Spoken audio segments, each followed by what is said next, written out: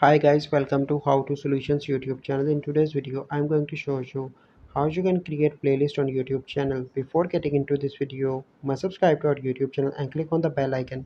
The first step is you need to open Play Store and search here YouTube and update YouTube application. Once you've done that, you simply need to go back and open YouTube, and then you need to click on your channel icon in the top right, and then you need to click on your channel.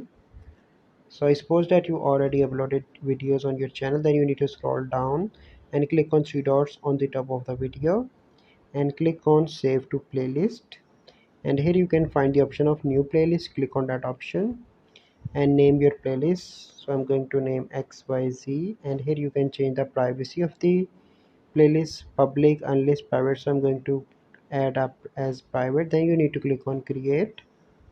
So you can see that now playlist is created. Let me show you the playlist. So you can see that XYZ playlist is created. So by following these steps, you can easily create playlist on YouTube channel. I hope you find this video helpful. If you find this video helpful, must like this video, subscribe to our YouTube channel for future videos. We'll see you in the next video. Thank you. Have a good day.